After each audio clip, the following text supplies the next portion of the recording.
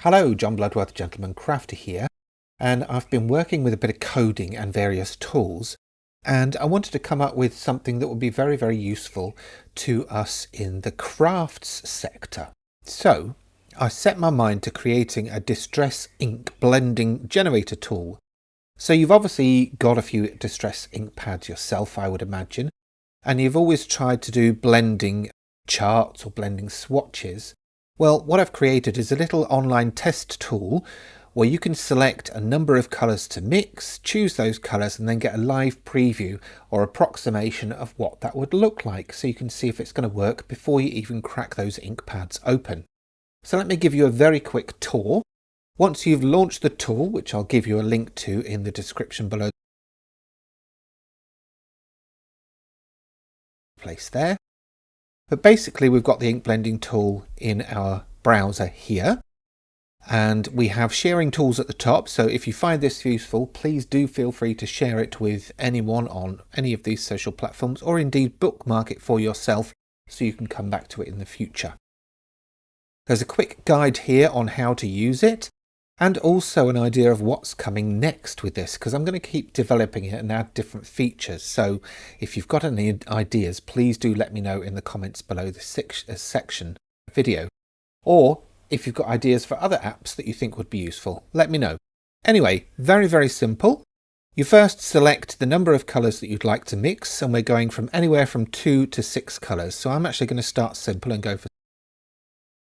Then you'll click in either of these boxes. This first colour represents the first colour stop on the left, and the very last will represent the last colour on the right there. So if I say 6 colours here, you can see that you've now got 6 colour stops. This bottom one will be colour 6 on the end.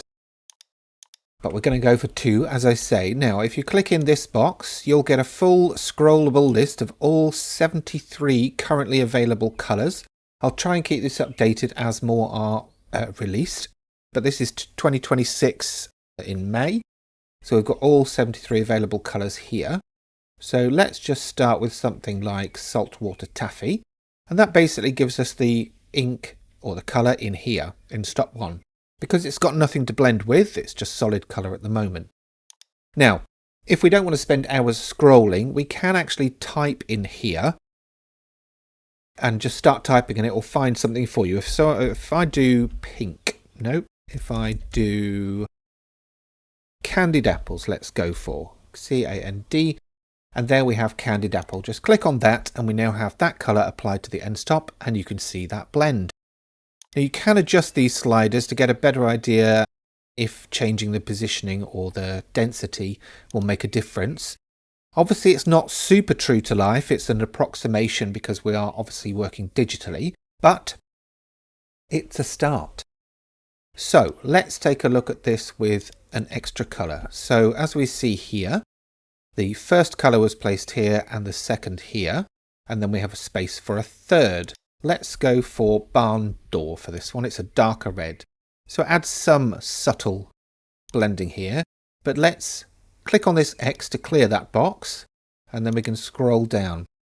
You've got a colour chip by each of the names as well, just to give you a visual representation of what that is. Let's go for fired brick. That's a more subtle red. Let's change that out. And let's go for black soot. Let's do something dramatic. And you can see there, that's now blending across.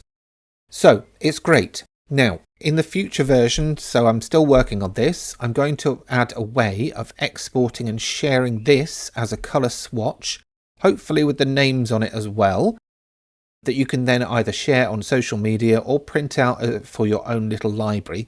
But for now, you can always take a screenshot of this. Take a screenshot of the whole thing and just keep those colours there as well. That's the simplicity of it. Obviously, it is an approximation. Colours on screens do vary, and of course the colours in your inks will vary depending on how new they are and how used, but it will give you an idea. If you want to get back to the start, just hit reset generator and that will clear everything and let you start all over again. So that's it for this one. Any suggestions for updates? I'm thinking of things like adding on overlays that will simulate water spattering or oxide finishes. paper textures, that kind of thing. So let's kind of build this together and throw me your ideas and I will see what I can do. Anyway, that is it for this one. I really do hope you make use of this tool and will enjoy using it. In the meantime, enjoy making and creating. Bye for now.